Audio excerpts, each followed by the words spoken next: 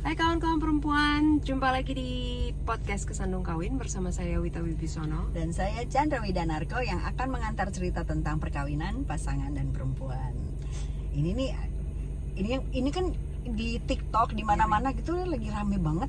Bukan lagi rame, masih rame aja soal yang ipar adalah maut. Yang itu loh, yang orang tuh bikin video-video responsnya. Jadi kayak misalnya ada cowok-cowok nontonin terus pada wah pada gitu-gitu. Karena keluar lagi di Netflix. Oh iya kan. Gue juga nontonnya di Netflix akhirnya sih. kan.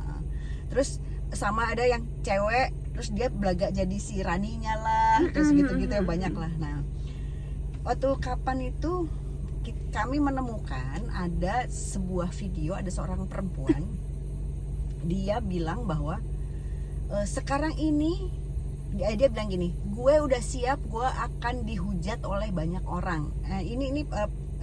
Disclaimer, informasi si yang video ini, perempuan ini berhijab. Yang cantik itu ya. Cantik. Terus dia bilang gini, gue udah siap untuk dihujat oleh netizen, tapi gue ngelihat bahwa ini adalah fenomena yang sangat banyak, dan fenomena ini gue kasih nama perselingkuhan syar'i. Dia bilang gitu. Kita kan kaget juga, wih ini anak sarap juga nih gitu. Dia bilang ini perselingkuhan syar'i. Nah, konteksnya adalah dia ngomong soal cantolan adalah ipar adalah maut, karena dia menurut dia ipar adalah maut itu hanya kayak fenomena gunung es gitu loh, hanya di permukaan, karena sebetulnya tuh itu peristiwa tuh sudah banyak banget gitu yang tentang itu. Dan sebetulnya kami juga sering mendengar dapat yang kayak gitu, narasumber yang seperti itu. Iya, dan beberapa kali sebetulnya kami juga sudah pernah menceritakan tentang hal tersebut tanpa menyebut syar'inya gitu, karena nggak berani. Iya. Siapalah kita gitu. Gue lagi pakai baju kutung. Ada, ya benar. Kan banyak sebenarnya narasumber. Kalau kawan-kawan perempuan dan kawannya perempuan yang nonton atau denger podcast kami yang ini, ada banyak podcast Kesandung Kawin yang menceritakan tentang perselingkuhan, cinta segitiga, perselingkuhan dan lain-lain itu yang sebenarnya peristiwa-peristiwanya sama. Iya. Mengarah ke yang di stated sama si Mbak itu perselingkuhan syar'i. Kenapa? Banyak, salah satu contohnya adalah yang cinta segitiga yang minta dinikah siri oleh selingkuhannya atas dasar bahwa itu adalah baik di mata Allah atau di mata agama. Padahal mereka berselingkuh dan mengkhianati orang lain gitu kan. Jadi sebenarnya modalnya sama, dan itu kita udah bahas udah lama dan udah beberapa kali gitu ya. Plus belum lagi belakangan ini juga ada viral tuh tentang yang berselingkuh ketika dia berselingkuh di rumahnya, membawa perempuan ke rumahnya dan memasang murotal. Murotal adalah jadi itu kayak pengajian gitu ya, digital gitu.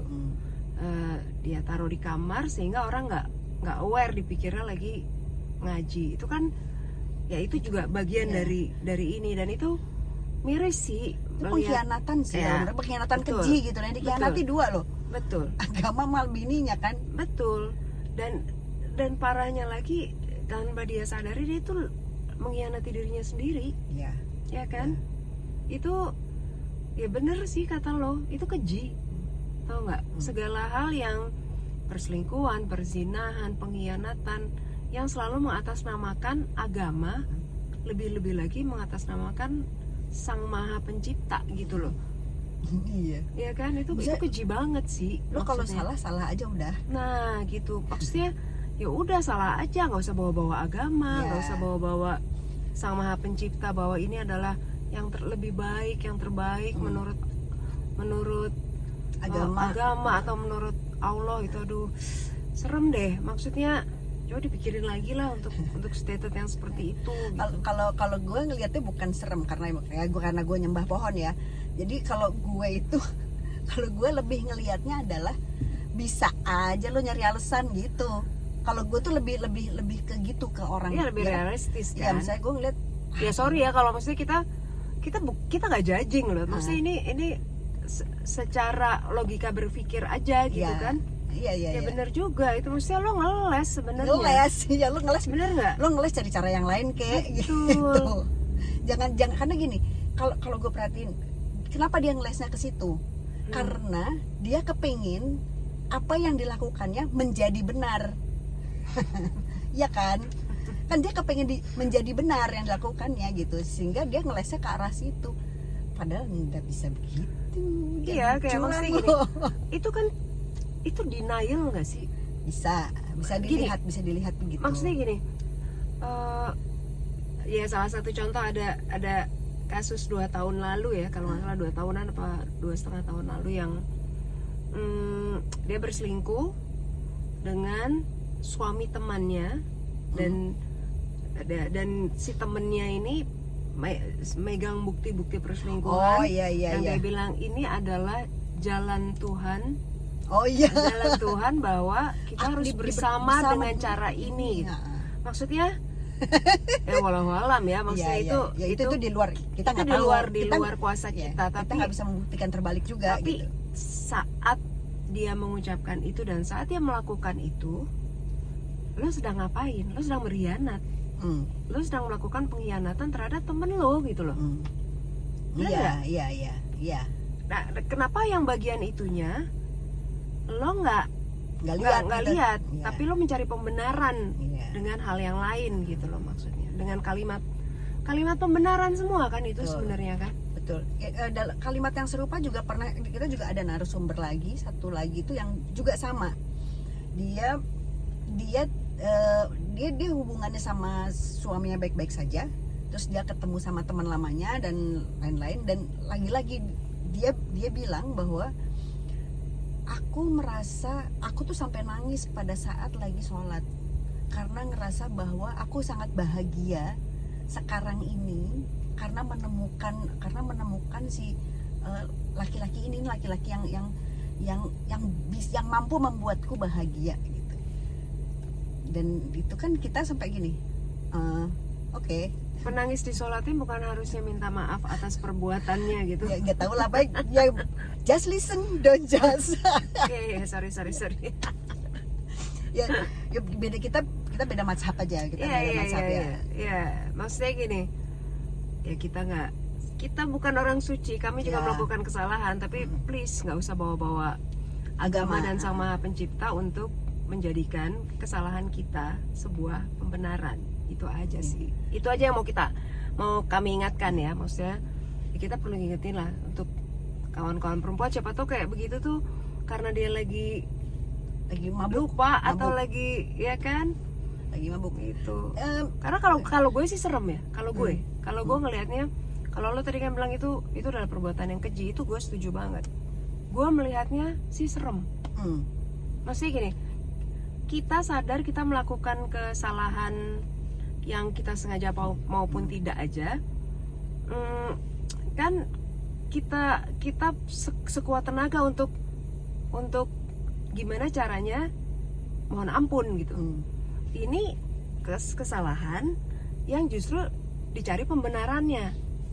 Itu serem sih. Menutupi kesalahannya dengan agama, itu serem banget kalau gue.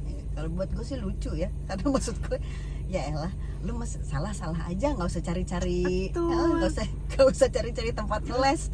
Betul. Ya udah salah gitu. Playing victimnya serem. Ya nggak sih. Ya seolah ya, karena gini, ketika kita untuk kasus apapun, mau perselingkuhan ataupun apapun, ketika kita melakukan kesalahan, apapun ya, nggak cuma perselingkuhan apa korupsi misalnya, perselingkuhan juga di kantor, cheating masalah uang misalnya di kantor, sama aja.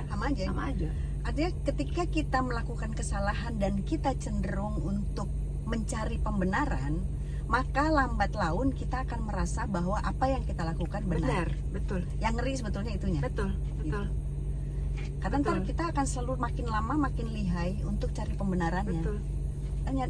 karena nyalain orang, nyalain keadaan atau membenarkan gitu itu paling enak sih, paling ya, adiktif itu. Dan yang seremnya itu tadi, menutupi pembenaran itu ditutupi dengan yang sifatnya agama dan ya semacam itu ya. Jangan ya Dek ya. Jangan Dek ya. Jangan ya Dek ya. Oh iya ada itu tuh. Ya udah gitu aja. Nanti kita bahas lagi yang lainnya. Yang penting kawan-kawan perempuan bahagia. Mari bahagia. Kawin pasangan semua akan lucu pada waktunya. Bye bye.